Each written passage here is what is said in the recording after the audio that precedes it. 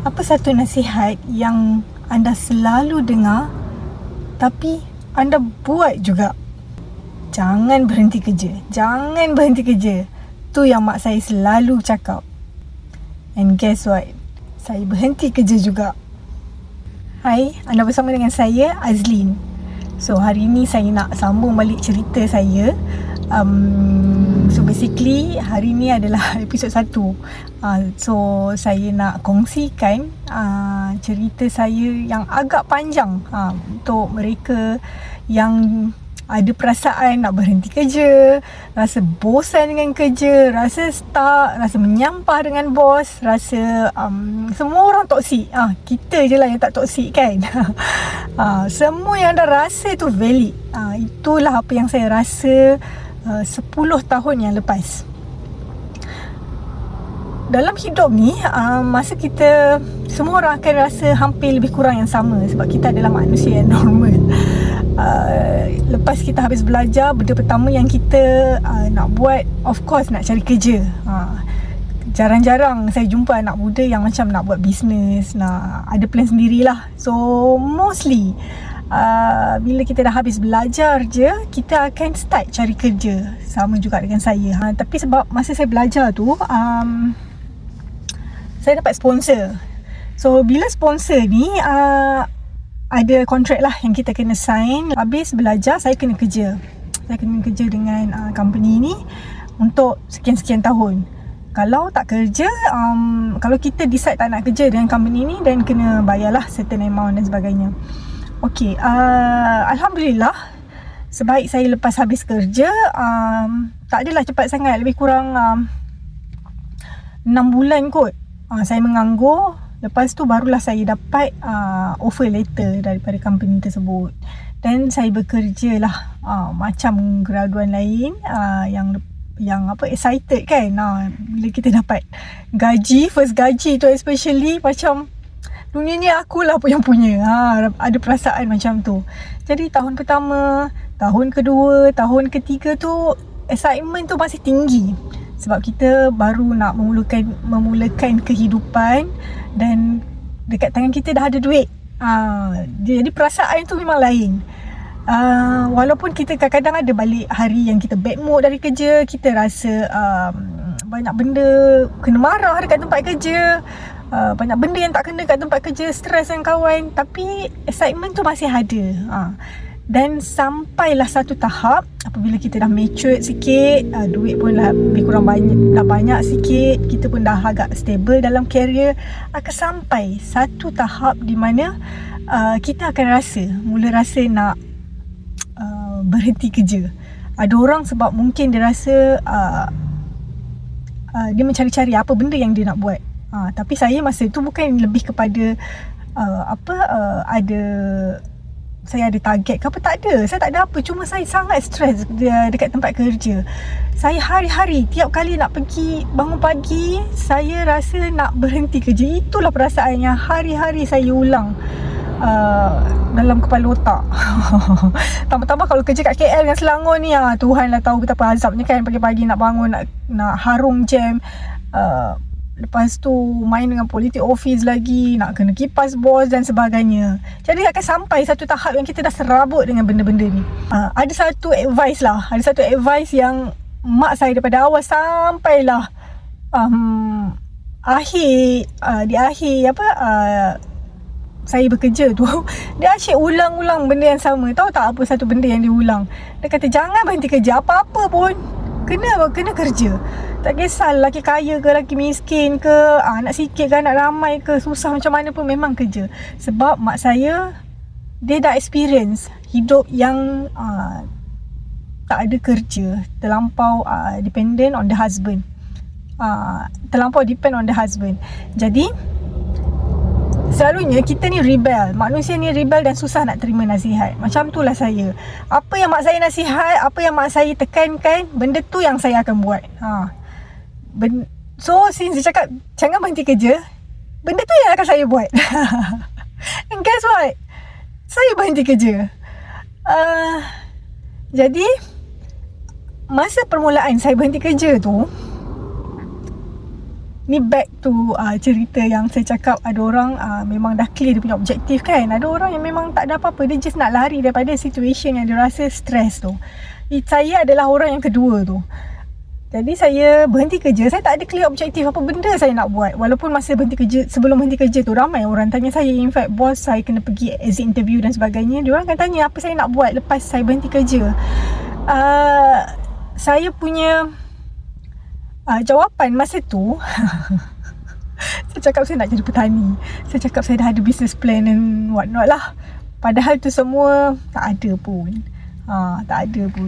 Jadi fast forward, bila saya berhenti kerja, ada awal-awal permulaan tu, saya tak ada buat apa-apa. Pagi macam biasa saya bangun pagi, breakfast, hantar anak sekolah, tu balik makan, sambung tengok TV, sembayang, benda yang biasa seperti seorang suri rumah buat.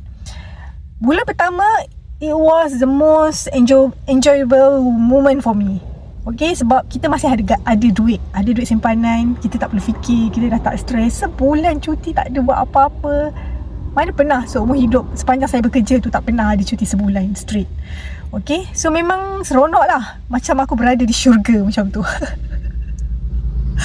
Okay, tapi bila start masuk bulan kedua, bulan ketiga, saya dah mula rasa kebosanan. Rutin yang sama saya ulang, dan saya tak ada clear objektif. Bangun pagi tu nak buat apa. Jadi hidup ni akan rasa macam tak ada arah. Bila kita tak ada arah, kita akan rasa macam useless.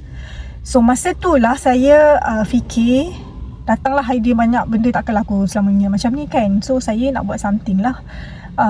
Of course lah, bila orang minta kerja ni, orang akan fikir nak buat business.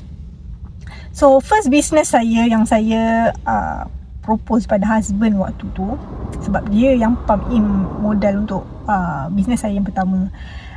Saya cakap dekat husband, saya nak business maternity wear, pakaian mengandung. Sebab saya fikir masa saya pregnant anak saya yang pertama, susah sangat nak cari baju-baju mengandung. Saya memang tak jumpa. Paling ni pun saya pergi dekat Aeon tu pun very limited choices untuk maternity wear. Dan ada yang saya tak berkenan, ada yang tak ada size, ada yang tak cantik, ada yang macam tak sesuai pun untuk orang pregnant. Jadi saya cakap, bagus ni, bisnes ni bagus, memang ada potential. Lepas tu saya tak nampak banyak pun kedai-kedai yang jual maternity wear, especially yang dekat Malaysia ni lah. So husband support. Saya bila orang support ni, lepas tu duit pun orang bagi, apa lagi kita buat. Saya buat sebulan, 2 bulan. So mula saya start business tu, saya buat online je. Bayangkan, saya tak pernah business. Bukan bermaksud saya tak pernah buat jual apa-apa, tak. Tu saya belajar dulu, saya pernah buat business sendiri, iaitu tuition. Saya run tuition center. Lepas habis belajar, saya dah start kerja, saya dah tak buat apa-apa business lepas tu. Jadi untuk agak lama yang saya tak explore ataupun ada any idea about the business ataupun current market. Jadi tiba-tiba je bila saya run the business again, saya macam agak culture shock, sebab masa tu adalah zaman FB. Jadi barulah waktu tu saya start belajar macam mana nak run FB ads dan sebagainya, macam mana nak main social media. Sebab bila orang kerja ni, ada certain group yang tak main social media, ada certain group yang memang aktif social media. Saya adalah group yang pertama tu yang som-som kuku je social media.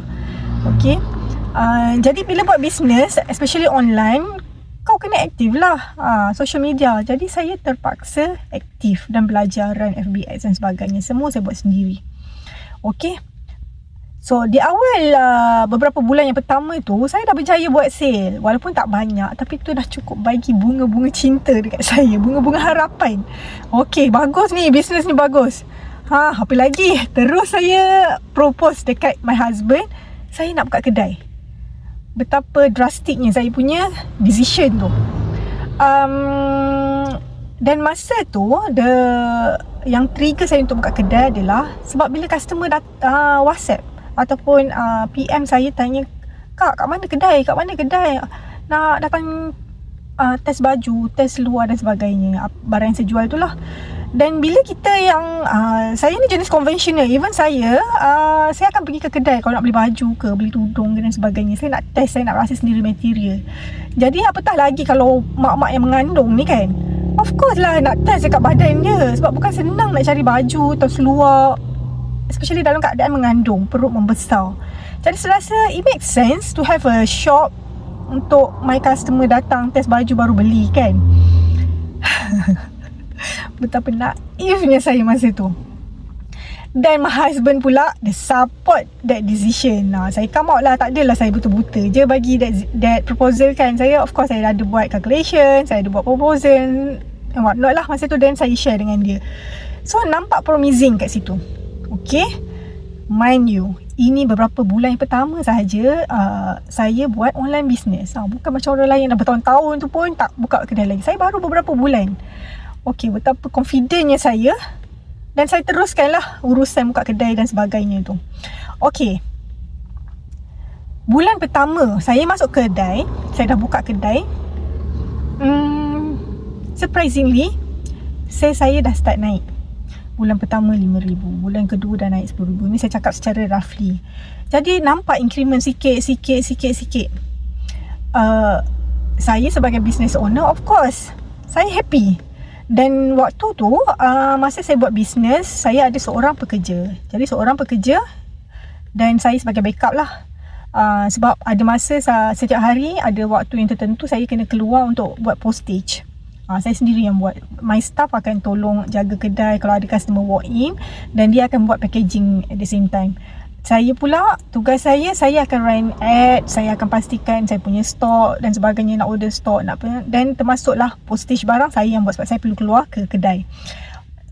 Saya perlu keluar daripada kedai nak pergi post office apa semua tu kan. So benda tu saya buat. Jadi saya memang kena ada satu staff untuk backup saya dekat kedai, sebab kedai tak boleh buka tutup. Walaupun secara logiknya saya sendiri boleh run berseorangan, tapi bila kita dah buka kedai, kita perlukan backup. Okay, sebab kedai tak boleh buka tutup. Okay, so selepas 6 bulan, masuk ke 5 ke 6 bulan, sales saya dah reach sampai 20,000 sebulan. 20,000. Jadi saya punya graf tu cantik. Dia naik cantik saja. Naik tak turun tau. Dia naik sampailah 20,000. Masuk bulan ke-7, sales saya stuck. Masih stagnant lah. How to say, not stagnant yet. Bulan 6, bulan ke-7 lebih kurang sama. Masuk bulan 8, stagnant. Saya dah risau bila 2 bulan tak, 3 bulan lebih kurang macam tu, tak ada apa-apa perubahan. Jadi saya increase saya punya FB ads. Dengan harapan bila saya increase FB ads, saya akan dapat banyak sale. Tapi benda tu tak berlaku. So saya dah start risau. Masuk bulan ke-9, memang risau habis lah. Saya dah ada exit plan. Dan saya dah start fikir pasal exit plan tu. Apa akan aku buat atau berlaku kalau benda ni masih macam ni. Dan lepas tu saya ada buat macam-macam lah. Saya makin agresif in term of marketing.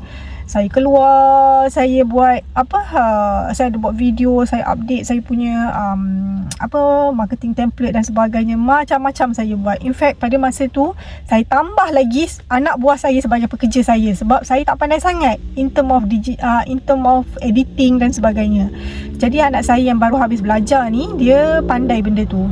Saya hire dia, dah jadi 2 orang staff dekat kedai saya. Okey, satu lagi saya nak cakap, saya tak ambil gaji daripada permulaan saya buka kedai sehinggalah pada waktu hujung. Di hujung daripada awal sampai akhir saya tak ambil gaji masa tu. Okey, dan finally saya dah decide kalau sampai bulan 12 pun saya tak ada increment, tak ada sebarang progress in term of my sale, saya akan tutup kedai ni. Saya akan tutup.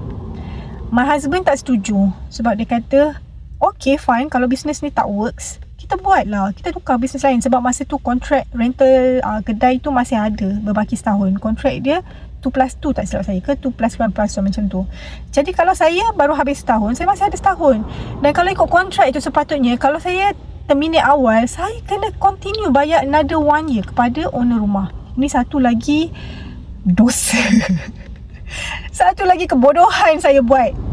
Saya dulu jaga kontrak, dokumen punyalah banyak. Tapi bila saya sendiri sign rental contract, rental agreement, saya tak baca betul-betul pun pasal whatever inside, the details inside the contract.